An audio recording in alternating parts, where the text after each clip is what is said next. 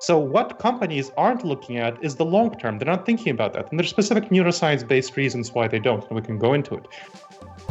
But that's the fundamental problem, that they're not looking at the long term. They're not thinking about how do I change my business model of internal organization and external service delivery. The law firms aren't thinking about these things, and therefore they're going to be hobbled in the long run because, and some of them will go bankrupt, because they're not making these changes. Lawsome, the podcast for law firms. Powered by ConsultWebs. Welcome back to Lawsome, the only podcast for law firms that keeps its distance socially, but virtually wants to get as close as possible. We're here to inform, educate, and entertain the legal community on the latest in legal marketing and law firm development. I am Jake Sanders, and he is Paul Julius, and we are here for the cat tweets. Yeah, and by that we mean actual tweets by cats. Cats, this whole work from home thing? I have 2 cats. The thing is, for you people who are new to working from home, Jake and I are seasoned veterans. I've been working at home, from home for almost 7 years now. Mm-hmm. And teaching my cats to tweet, it's just the kind of thing you have to do to break up the monotony. Yeah. And it's important. And it's important for them to learn how to communicate on a platform where they can reach, more than. Yes. No. I mean, no. You're talking about the real stuff, because cats are this fallow asset that's been lying around that now the work from home community is going to find a way to somehow monetize and capitalize. Once you find it, yeah, you'll see. To get back to the situation at hand, let's tell everybody who is now lawing from home. Yes. What's on the show today? So today we're going to talk about the latest changes to the marketplace, how digital is the new analog and the new normal. And then we interview Dr. Gleb Saperski about planning, preparing, and avoiding disruptions and disaster at your law firm. Pull up a plate. It's the Hot Takes Buffet. The Hot Take Buffet today is we didn't have a link because I just wanted to talk with everybody about what's going on in digital, what's going on from law from home, work from home. I came to the realization the other day that the only marketplace headed towards this new reality with social distancing and behavior changes is digital. The only marketplace to exist and promote your law firm and your practice and everything you're doing is digital. This crisis might be seasonal. It might not be. And the point is, it doesn't matter. We find out later, we talk to the doctor, Dr. Gleb, and he's given us, the dark side and the light side. But the light side is planning on adjusting to a new and different normal. Not thinking that the old normal is what we can get back to, but sort of adjusting to this paradigm shift. And so I'm thinking of this like future of the marketplace for lawyers is going to be dependent on those that kept the brand fires burning, their long-term, activities functional, that stay in front of the audience. Social media is the new water cooler for your staff, for your clients. It's the new, front door. It's the new waiting room. The mobile phone is the one way people are going to be accessing your practice. Are you mobile optimized on your website? Your desktop is a consultation room now. Do you have the case management system and intake functionality to maintain operations and get on Zoom conferencing? We know the stats, man. It doesn't look good. Tech competence doesn't look good, but the lawyers who can look at all this and understand the opportunities here to change before something or some things just continue. I think it's a drastic and important shift in our mindset that we need to see digital as this new analog channel, and we have to adjust accordingly. That's sort of my idea. We've been talking for 3 years on this show about how to get with tech, what companies are doing, what consultants, virtual law, groups that are working on project management, like lawyer exchange and law clerk, virtual assistants, from Dina Eisenberg, things like that. We've been talking about this for 3 years. And it takes this crisis for people to start changing. I think it's a lesson that we need to heed and take this time to adjust, to this new normal and think about the long-term implications for the firms. That's my hot take, man. I just wanted to share it with you because me and Paul have been talking about it. What's your take, Paul? I totally agree with everything you say. Yeah. You stated it very well that, we've been talking about this for quite some time, and now it seems that, the hand has been forced for a lot of people who are either, it's business as usual. It's not a big deal. Right.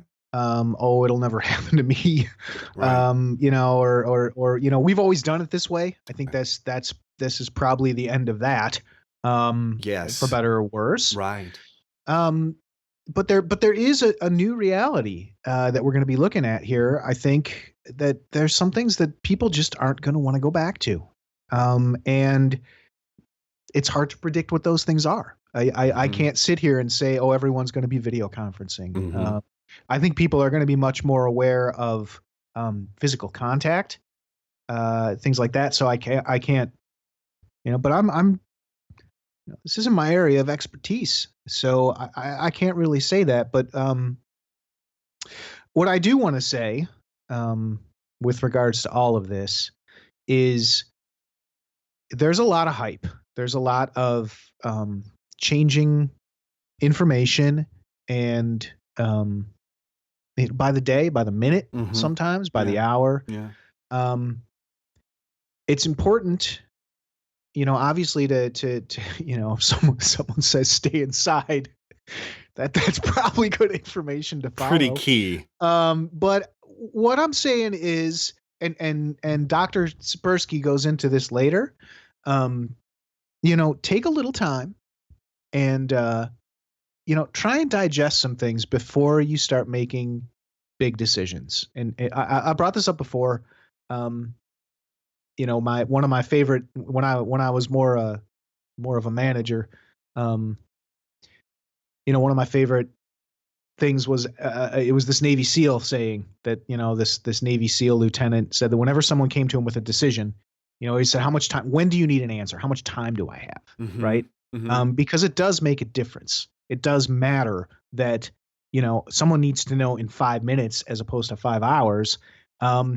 Make sure that you're taking those things into consideration when you're making some of these decisions about how you're going to move forward with your business. And I think that's important because some things aren't going to change. So, you're talking about the fact that, maybe community events, maybe sponsorships and things like that. I'm not saying don't invest in them, but I think what Jake just said about making sure that, the virtual office you have, which is your website, the virtual intake you have, which could be the chat on your website or, the phone lines. What does it sound like? Man, think about that. When was the last time you called your own law firm and listened? What happens when you get put on hold?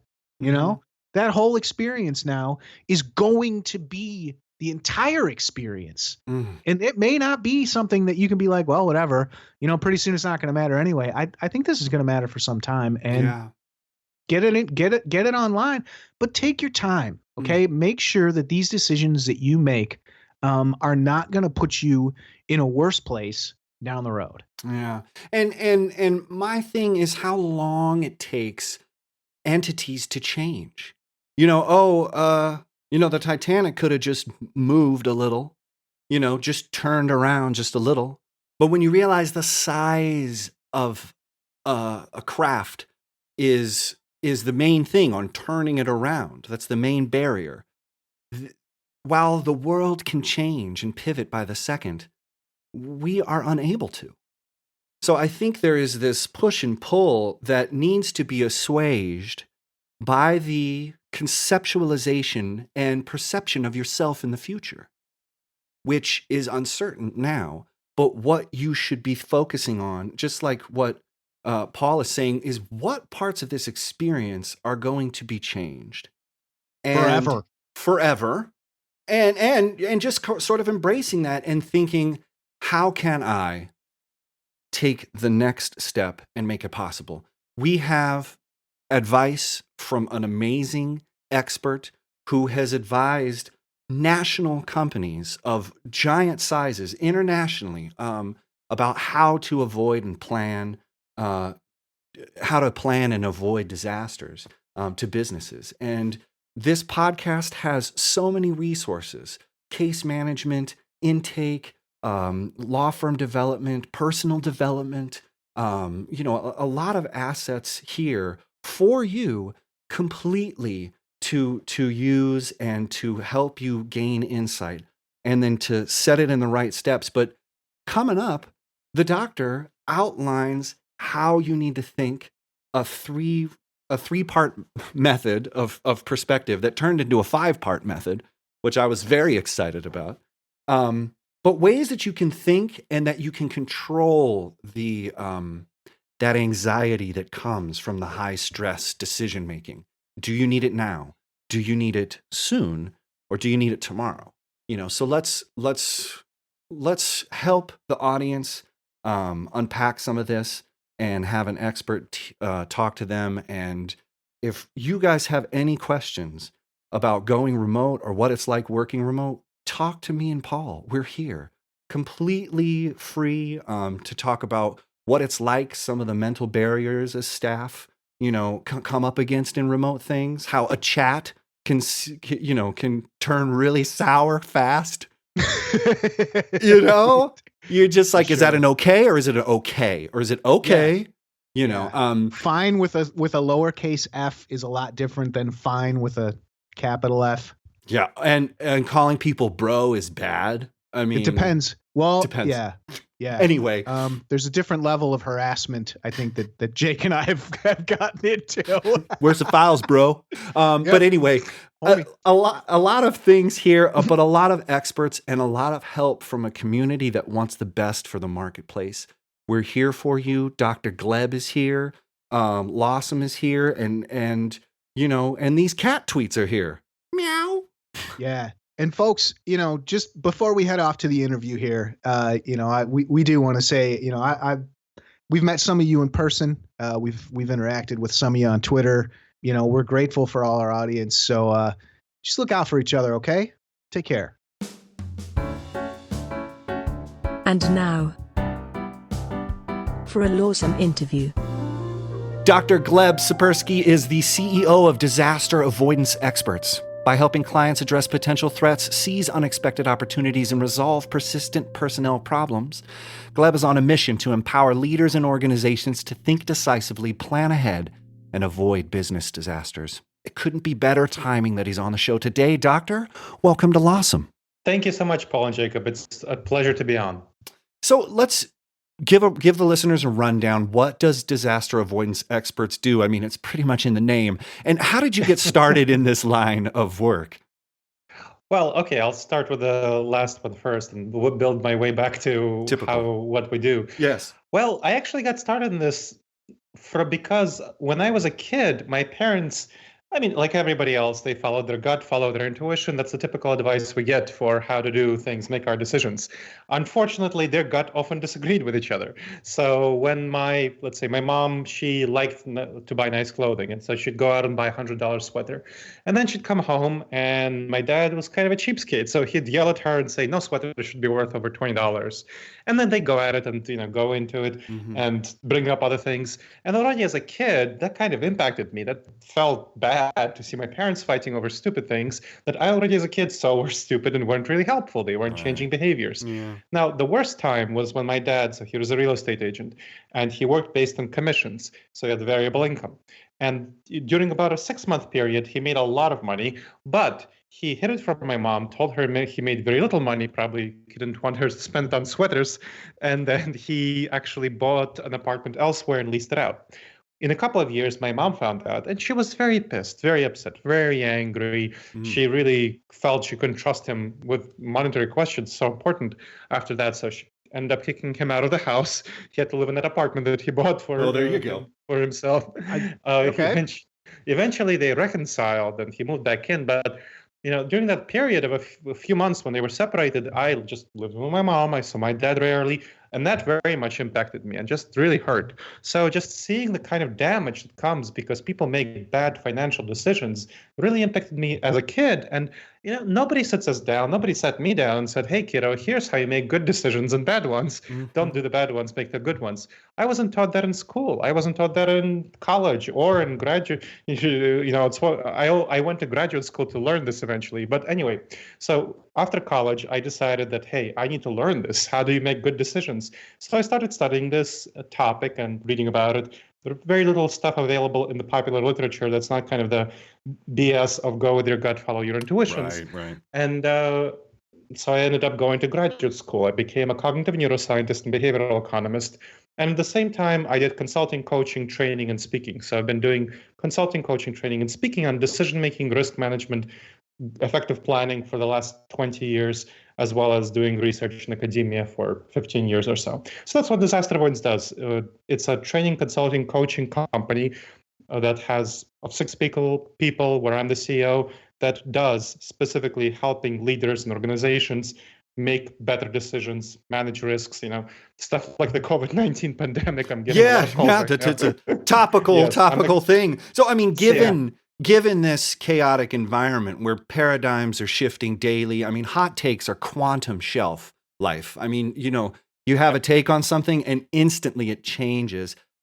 What are some of the decision-making strategies you recommend for our audience, which are law firms, small to medium businesses that are currently trying to navigate this? What speak specifically to this time? Sure. And just to be clear, I work quite a lot with law firms as well as associations of law firms of various sizes, mostly mid-sized because smaller ones have trouble affording my fees. Sure. But what I do and what I would strongly suggest to law firms that are looking at the current environment right now is that they don't follow the official government guidelines or in certain ways. The official government guidelines are fine for short-term disruptions. They say make an emergency plan, go temporarily, have people work at home and so on. That's good if this was only a short-term disruption. Government guidelines are good. That's, if you look at what the CDC says, it says get supplies for, 2 weeks and so on. It's preparing for a short-term disruption like a hurricane or something like that. What they are not doing and what they really should be doing, and what law firms are not doing overwhelmingly, is not preparing for the long-term major disruptions that are going to be caused by COVID-19. And here's what I mean. The COVID-19 is incredibly infectious. It infects about 2 to 7 people on average. Every person on average infects that, and different studies show different. So at least 2, at most 7 from different studies. Now the infection doubles in any area over 4 to 6 days. The infection is really something that survives for a few days for a few hours in the air, for a few days in various surfaces. And it doesn't look like it's going to fade in the summer because if we look at warmer countries in the US right now, it's still spreading quite quickly, and warm states in the US, California and so on, Los Angeles. So it doesn't look like it will dissipate. And vaccines won't be around until at least the end of 2021. And then it will take a year to mass produce them. So, end of 2022. That is bad. We're looking at, and that's 3 years in the best scenario for vaccines, more likely 5 years if the first vaccine doesn't work out, first couple of vaccines don't work out. So we're looking not at the short term, few weeks, which is what the government is communicating, but we're looking at a major change to the situation. We're looking at a new normal. This is going to be around for at least the next 3 to 5 years. If the vaccine is as weak as the flu vaccine, which is only about 50% effective for preventing the flu, it'll be around for the rest of our lifetimes. So what companies aren't looking at is the long term. They're not thinking about that. And there's specific neuroscience-based reasons why they don't, and we can go into it. But that's the fundamental problem, that they're not looking at the long term. They're not thinking about how do I change my business model of internal organization and external service delivery. The law firms aren't thinking about these things, and therefore they're going to be hobbled in the long run because, and some of them will go bankrupt because they're not making these changes. And we can talk what it would mean to make these changes, but those are the biggest problems that I see in law firms as responding to the COVID-19 pandemic. Ooh. Oh, of course. Jesus. Well, I didn't want to scare people, but it's too late. Yeah. Hey. I say no. Hey. No, sorry. No cussing. No cussing. You are out of order, sir. You can't handle the truth, Gleb. That's No. it. Here we go. Here we go. Hey, put No. $5 in the swear jar and let's go. You know what? Don't be in contempt of podcast. Take me away. But you said something interesting. Planning for the new normal. I think that there is this idea that we'll go back. Yeah. Working from home is like a new reality now. I mean, in days it has changed. So what? Social distancing, just the behaviors and stuff. So when you're thinking about remote operations, you're saying what it takes, changing business models, what are the decisions you anticipate law firms are going to be facing if they think of going remote? Is there, like, behavior-wise, psychology-wise, is there anything they should be focused or concerned on to avoid conflicts or disasters in a remote situation? I mean, what do you think about the remote working from home? What's your thought there, and how can you give some advice to the audience? So with that in mind, you want to be thinking about two things. You want to be thinking about internal organization of your business model of your law firm and external organization, which external, of course, business model is service delivery to your clients. And internal is how do you organize your operations. Now, law firms, as any organization that has internal activities where people are in the staff, a lot of the relationship building and problem solving depends on face-to-face conversations where people meet in the hallways, they have discussions, or they pop in each other's offices. They have these discussions about how to solve these everyday problems. So a lot of the conflicts are dissipated on this everyday level because people can solve them face-to-face easily. They're habitually used to it. They know how to do that. That's one. The second one is relationship building, relationship cultivation. It's incredibly important to cultivate your relationships inside the organization. And people do that naturally, casually, through face-to-face interactions when they are just walking in their hallways and so on. That is not going to be the case anymore. And people have to realize that and live with it. And that means, how are you going to replace these two things? How are you going to replace the casual everyday conversations that solve a huge amount of problems, that nip problems in the bud and don't let them escalate? That's one. And second, how do you actually address the relationship building, relationship cultivation? How does that look like? And that's for everyday people in the law firm. For leaders in the law firm, how are you going to do the supervision where you walk around the law firm, you see what's going on, walking people's offices, chatting, checking in on them? How are you going to replace that as a leader if you're kind of the partner in the law firm? What are you going to do with people who are in senior partner? What are you going to do with people who are under you? So What are you going to do with all of these folks? Well, how are you going to replace? These are the three critical functions that you need to be thinking about replacing. Now, if you have not yet worked remotely, so some law firms already have some occasional working at home, but if you don't have that, then another fourth thing comes up. The fourth thing is training people, people to work from remotely, because many people don't know how to use Zoom. Especially some of the older senior partners, they don't know how to use Zoom, Skype, and so on. They screw it up, they make mistakes, and those mistakes are costly and come to bite them in the butt. Right. Now, that's fourth thing. The last thing, if you don't have currently, if you haven't worked a lot from home, you got to be protective of your data security. So protect your data security. That's incredibly important.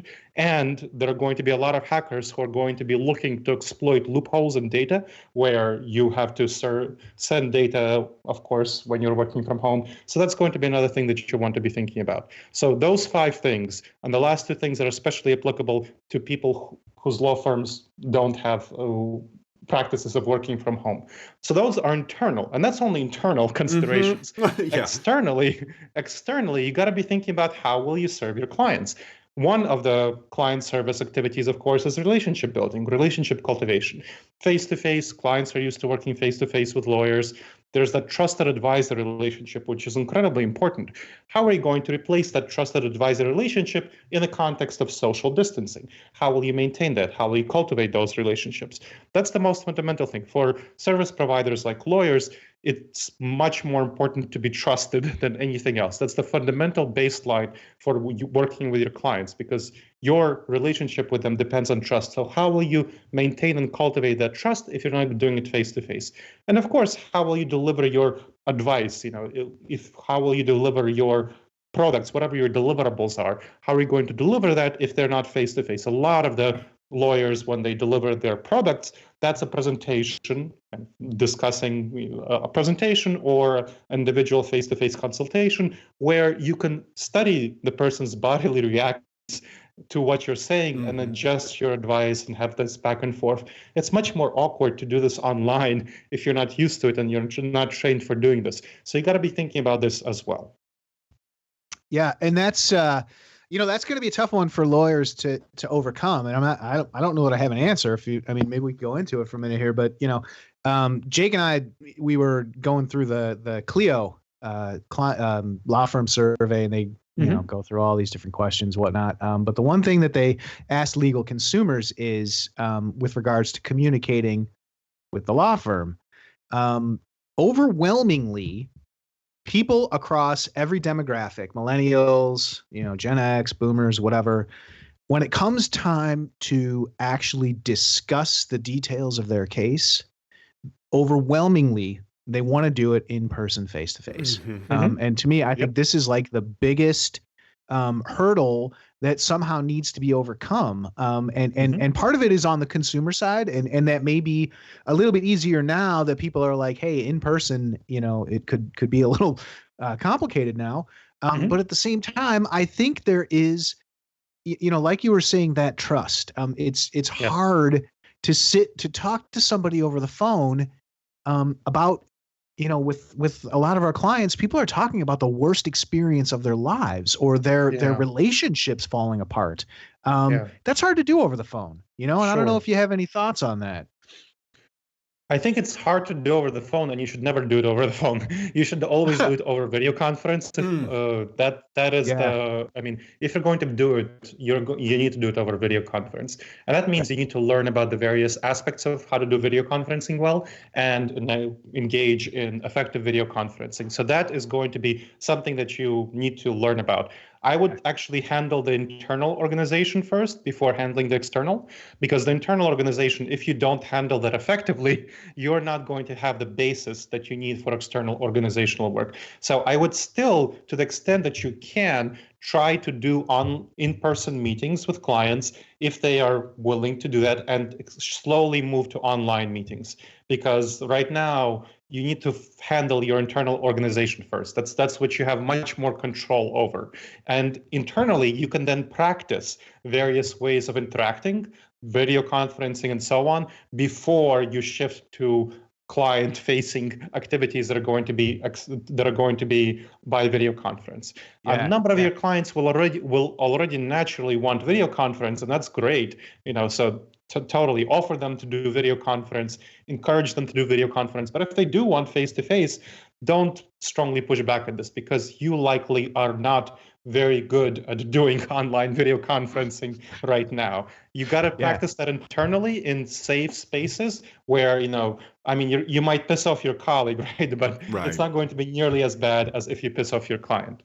I guess to kind of look down the road a little bit, and I know we've talked about the new normal, and I think that's important to, maybe frame this question a little bit, thinking that things are going to change. We're not going to be going back to how it used to be 100%. You've worked across a lot of different industries and with many, many different size companies and stuff.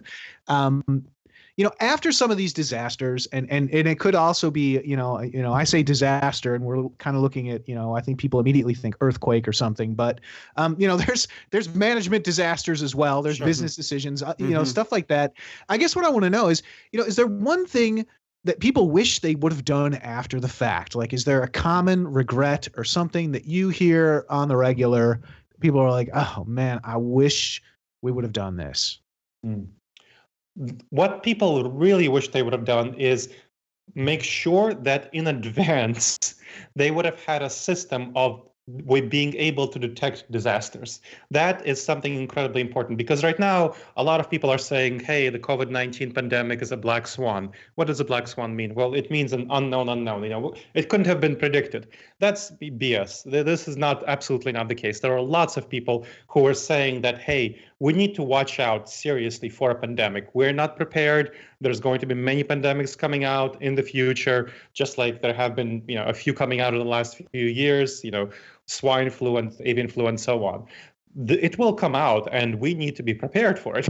So people who are calling the COVID-19 coronavirus pandemic a black swan don't know what they're talking about. They're lacking an understanding of what a true black swan is, because we really could have been prepared for this much better. We could have been seeing this down the road. So what people tell me overwhelmingly is, hey, I really wish I had created a system of looking for potential disasters and preparing for them in advance down the road. Because when you're in a disaster, it's really too late to prepare for it. I know. Yeah. It's really too late to prepare for it. But you can already think of, hey, maybe this is a good lesson for me that I need to create a system, a plan for preparing for the next one, because there will be future ones. Right now, so many people are just very short-term oriented, as I mentioned before, and they're just thinking about tomorrow, next couple of weeks. They're not thinking about, but first of all, COVID-19 will be around for at least the next 3 years, and that's a very optimistic scenario, that it will be at least 3 years.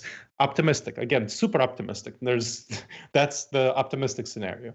They are now also not thinking about all the other disasters that are going to be coming up. I mean, COVID-19 happened. That doesn't mean that there won't be, I don't know, a major earthquake. There was an earthquake today by Salt Lake City. That was the largest earthquake in the region, 5.7.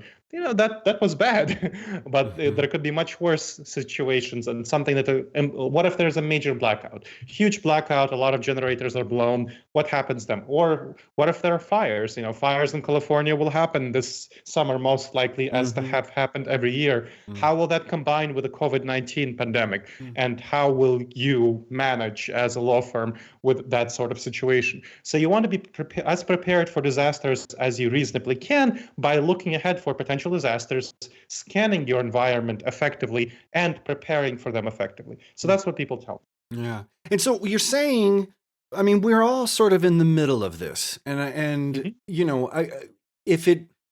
saying if you're in the middle of a disaster, it's too late.